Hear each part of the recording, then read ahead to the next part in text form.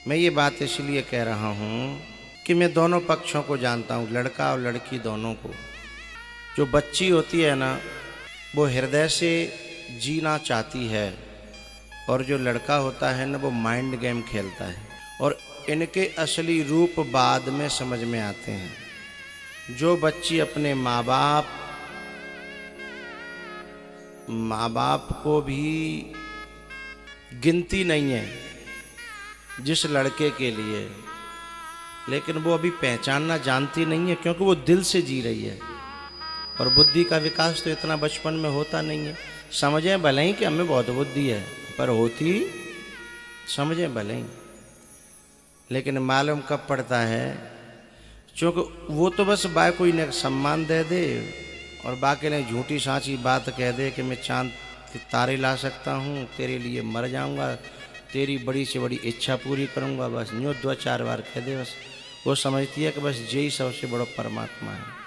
लेकिन मालूम तब पड़ता है कि जब पूरी लिखा पढ़ी है जाए और जब पता चल जाए कि अब ये घर लौट के नहीं जा सकती, तब फिर वही के 38 टुकड़ा होते हैं और वही 38 टुकड़ों पर बैठ के समोसा खाता है वो आदमी हैं। लेकिन माँ बाप तो बेचारे न समाज के लायक रहते हैं, न घर में ही मन लगता है, क्योंकि बच्ची कलेजे का टुकड़ा होती है। उन माँ बापों को धोखा देकर के कोई बच्ची सुखी रह सकती है जिस माँ बाप ने अपने जीवन की कमाई में अपने लिए कभी ज़्यादा सोने चांदी नहीं खरीदो, पर बच्ची के लिए तैयारी कर रहे हैं कि जे लर काम आ जाएगी, जे अंगूठी काम आ जाएगी, जे पैसा काम आ जाएंगे हैं। और ऐसे कृपालु दयालु माँ और बाप का के साथ गद्दारी करके, बेवफाई करके, उन्हें धोखा देने के बाद उसे सुख कैसे मिल सकता है ना। तो सचमुच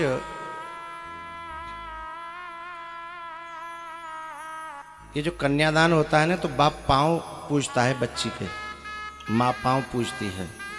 उसका अर्थ क्या होता है कि तूने अपने यौवन में अपने आप को संभाल के रखा, हमारी इज्जत बचा के रखी, इसलिए तू हमारे लिए पूजनीय हो गई है। वो पूजन के योग्य नहीं होती हैं जिन्होंने अपनी मनमानी करी है, जबरदस्ती माँ बाप बुला ले कि राजी तो करोगे तो राजी, तो नहीं तो कोर्ट है। फिर वो पूजवे लायक नहीं है, वो तो माँ बाप की किड़रामन है।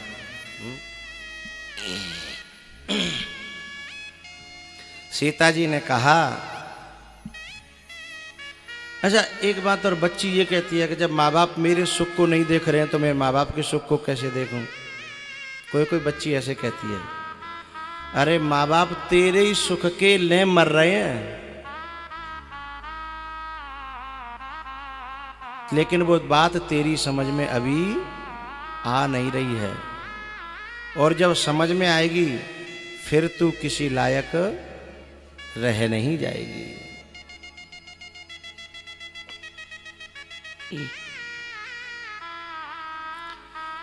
ऐसी नारी जो माँ बाप के साथ धोखा करती है ना, ऐसी लड़की, ऐसी बच्ची, उसी के लिए तो कहा रो रब नरक कलप सत परई। 100 सत माने 100 कल्प तक उसे नरक में रहना।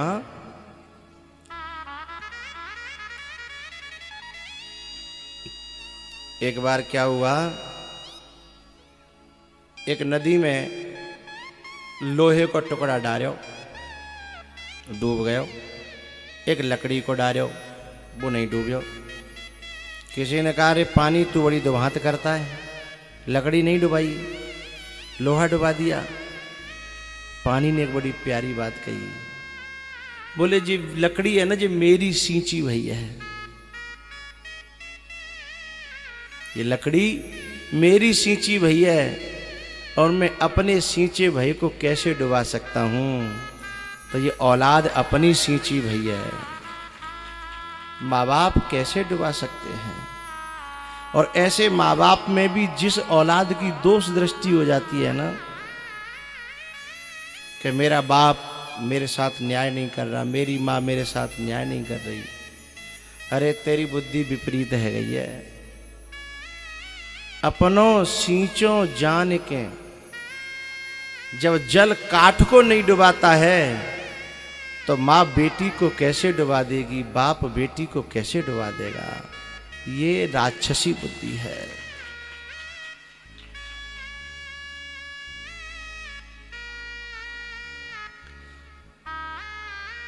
अब तो एक नई परंपरा चल गई है, हर लड़का लड़की को एक बात समझाता है जब फंसाने के उसमें रहता है मूड में, अरे सब 1 साल के माँ बाप हैं, साल 2 साल का सब अपने आप रह जाएंगे।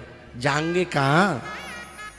यूँ कहते हैं जाएंगे कहाँ, बस साल 2-4 साल बाद की बात है, यही माँ बाप नहीं आवे तो देखना। और माँ बाप चले जाते हैं इसलिए और लोगों की हिम्मत बढ़ने लग जाती है कि देखो फलाने ने करी, आगे चले गए, अब खूब आ रही है खूब जा रही है। ये नेक दिना को मामला है, इसीलिए और ज्यादा लोगों के कदम बढ़ते चले जा रहे हैं।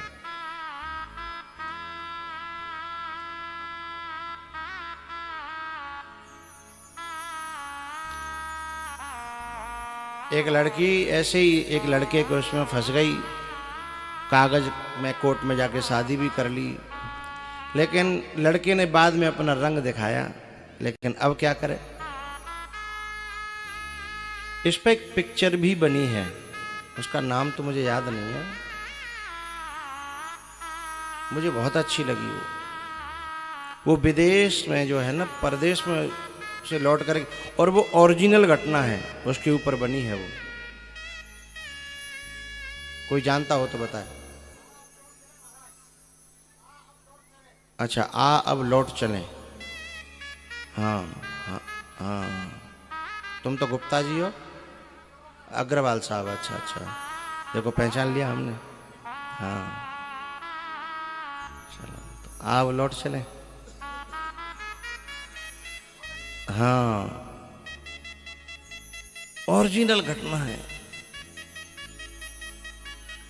लेकिन मैं उससे मिलती जुलती एक बात बता रहा हूं आपको।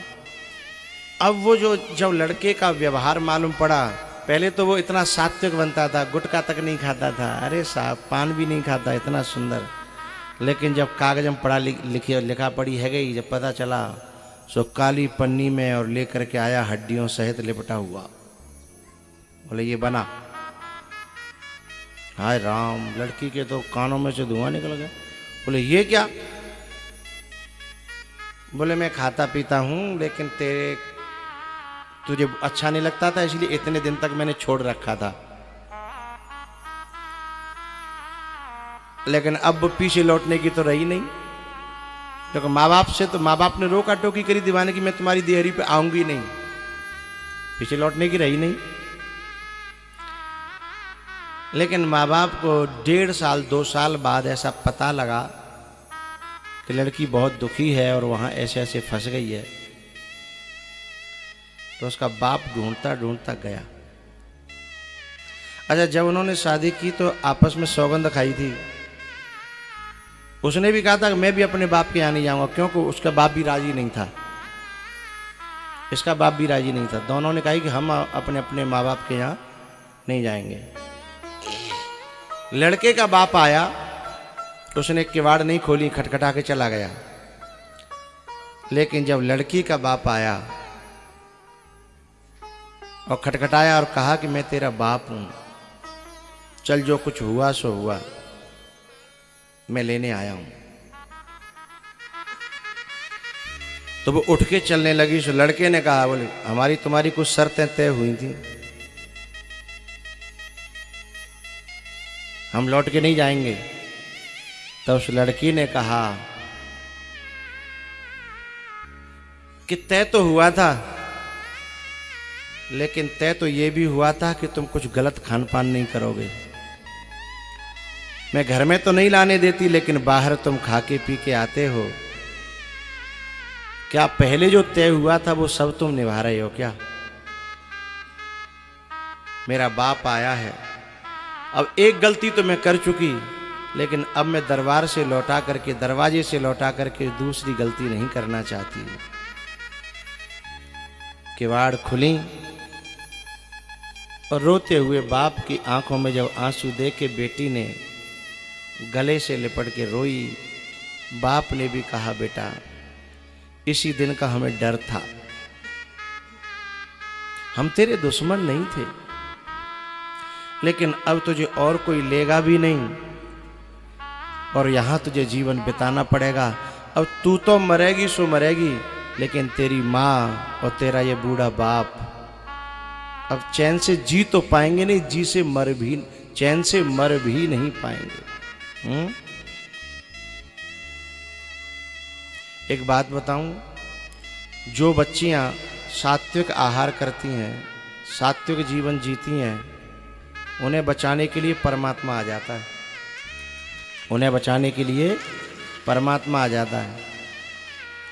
एक बच्ची थी ग्वालियर की, ग्वालियर के देहात में, गांव में, मैं गांव का नाम नहीं बताऊंगा। तो ऐसे ही वो पढ़ने जाती थी, कॉलेज कर रही थी। एक लड़का जो है उसके बहुत पीछे पड़ा था और वो फिसल भी गई थी उसकी बातों में। लेकिन एक तरफ द्वंद्व चल रहा था, एक तरफ माँ बाप की नाक है और एक तरफ ये है। तो उसके गांव में एक नट आया और जो नटनी थी ना, वो रस्से पे चल करके दिखा रही थी, ऐसे बांस लेके चलते हैं ना रस्से पे। तो आधे रस्से पर चल करके वो पहुंच गई थी और उस डिसबैलेंस होने लगी। पूरा गांव वो देख रहा था तमाशा। वो जो लड़की थी वो अपनी छत से वो तमाशा देख रही थी। नट नाच रहा था, ढोलक बजा रहा था, वो नगाड़ा सा, और वो कुछ बीच बीच में गा रहा था। उसने एक पंक्ति गाई कि बहुत गई थोड़ी रही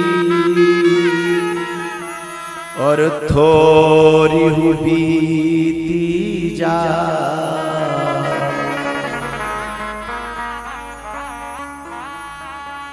नट गा रहा है, नटनी से कह रहा है कि बहुत गई थोड़ी रही और थोड़ी हुई बीती जा।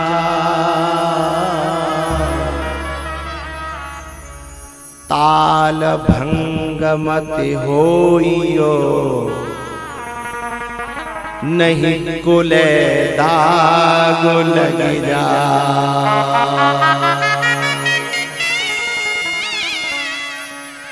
ताल भंग मत होइयो, नहीं कुले दाग लग जा।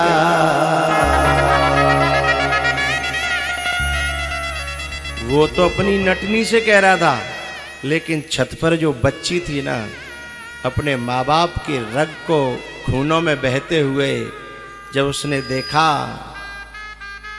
उसने कहा कि लगता है ये नट नहीं है, ये परमात्मा है जो मुझसे कहने आया है कि बहुत गई थोड़ी रही। मैं 20 साल की हो गई हूँ, शायद साल एक आध में, साल 6 महीना में, 2 साल में मेरे माँ बाप जरूर मेरी शादी कर देंगे, फिर मेरा पीछा अपने आप छूट जाएगा ऐसे लोगों से। मैं ये कहना चाहता हूँ, जो भगवान के समर्पित रहते हैं, जो बच्चियाँ अच्छे स्वभाव वाली होती हैं, भगवान की पूजा पाठ करती हैं, उन्हें किसी न किसी रूप में आकर के परमात्मा बचाता है। नट बन करके आ गया कि ताल भंग मत होइयो, नहीं कुले दाग लग जा।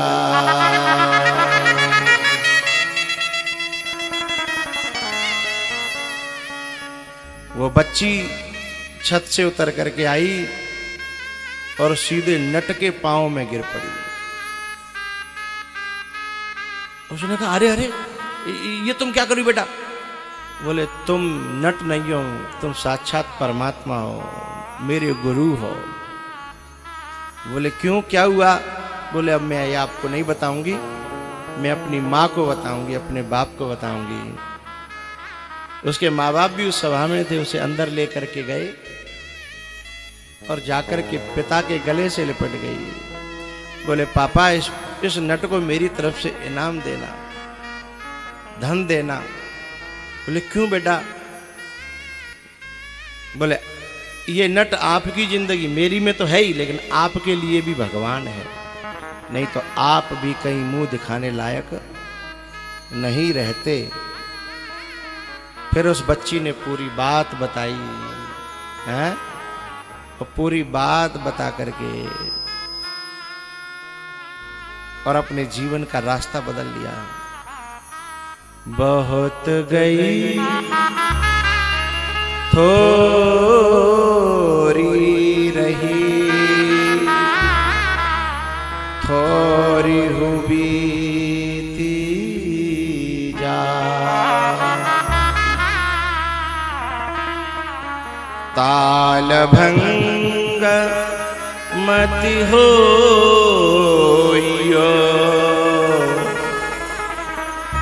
नहीं कुले दाग लग जा।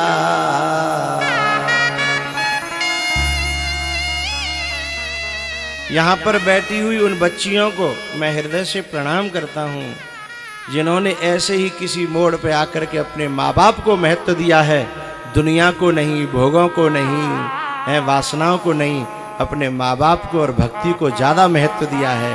उनको मैं नमन करता हूँ। वो बच्ची प्रणम्य है, सराहनीय है। उनका तप,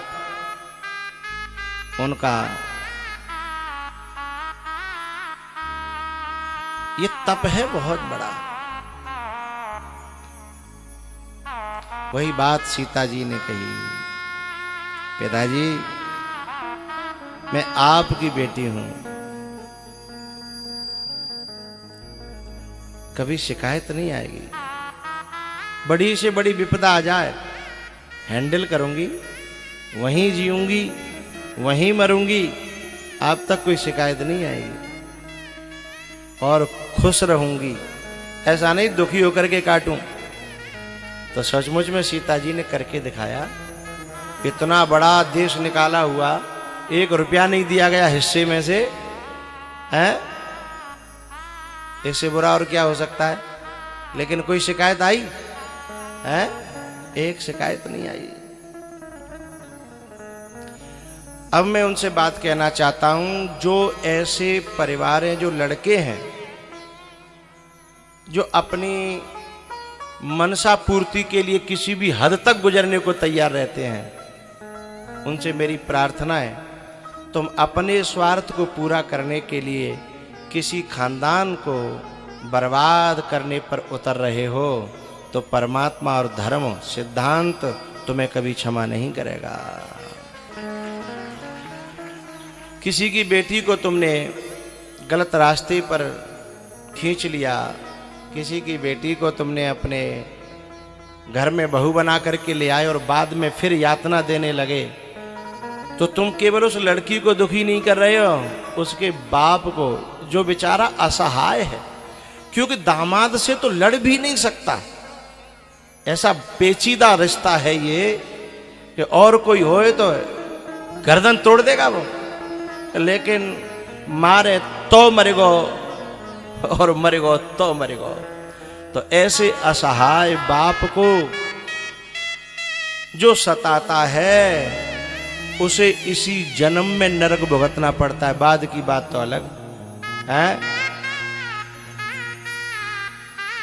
वो बेटी को दुखी नहीं कर रहे, उसके साथ साथ उसका बाप, उसकी माँ, उसका भैया है। और माँ तो बेचारी बार बार जब मेहमान आता है ना, तो पाँव छिएगी, पोटेगी, प्यार करेगी। आदमी ते थोड़ी वैसे थोड़ा प्यार हुआ है, वो ये चाहती है कि नहीं जी खुश रहे, तो मेरी बच्ची को ध्यान रखे, तो मेरा जीवन सुगंध कट जाए।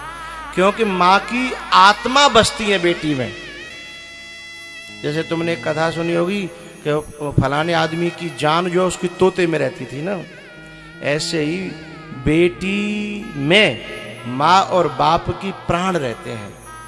जब उसे खरोंच आती है ना और बेटी की आंखों में आंसू देख ले बाप, तो मरता नहीं है, सारे कर्म हो जाते हैं, लेकिन उसे गुस्सा पीना पड़ता है, क्योंकि मारे तो मर्यो और मरे तो मर्यो। तो मेरी प्रार्थना है भैया,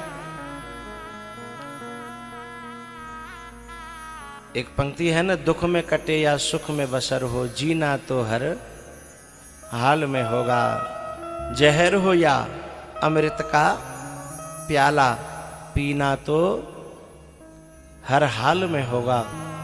तो लड़के को भी इस प्रकार से अपना जीवन यापन करना चाहिए कि कोई अपराध न बने।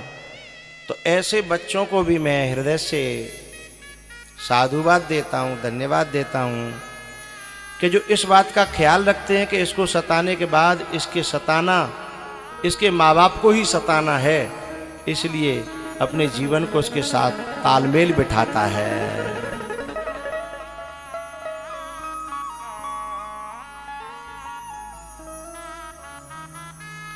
और एक बात और कहना चाहता हूं, जो बच्चियां ससुराल में जाकर के अत्याचार सहन करती हैं, वो अपने माँ बाप की शर्म कर रही हैं। नहीं तो बच्चियों के हक में कानून इतना है कि लेने के देने पड़ जाएं। तो जो बच्चियां माँ बाप के इज्जत को ध्यान में रख करके जो तुम्हारा सहयोग कर रही हैं, उस सहयोग का आदर करिए, उस सहयोग की कदर करिए, घर में शांति आएगी, सुख आएगा। हाँ?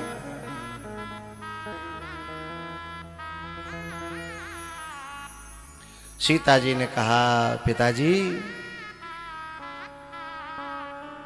मैं आपकी बच्ची हूं, कभी आप तक शिकायत नहीं आएगी। और सीता जी की मैया ने तो पिय हिय की सिय जान निहारी, ये करके दिखाया केवट के घाट पे। यही तो कहा था सुनैना ने, क्या सासु ससुर गुरु सेवा करे हो, पति रुख लखे आयसु अनुसरे हो, पति रुख लखे आयसु अनुसरे हो, सास ससुर गुरु सेवा करे हो।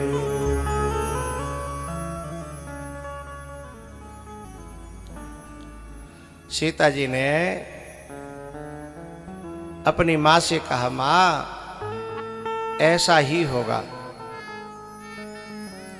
एक बात मुझे लास्ट में कहनी है, इसको ज्यादा ना फैलाऊं, एक बात लास्ट में कहनी है। वह बेटी प्रणाम करने के योग्य है। कौन सी बेटी? जिस बेटी की कभी भी माँ बाप को रखवाली नहीं करनी पड़ती, चिंता नहीं करनी पड़ती, वो खुद ही इन बातों को समझती, जानती, पूछती है और वैसा ही जीवन बना लेती है जो उसका माँ बाप चाहते हैं, जो उसके माँ बाप चाहते हैं वैसा ही जीवन ढाल लेती है अपना। वह बेटी सदा सुखी रहती है, सदा। और जो माँ बाप वो धन्य हैं जिन्हें कभी बेटी पर निगरानी करने की जरूरत न पड़ी हो, उन्हें जरूर अपनी बेटी के पांव को पूज करके कन्यादान करना चाहिए, आशीर्वाद लेना चाहिए।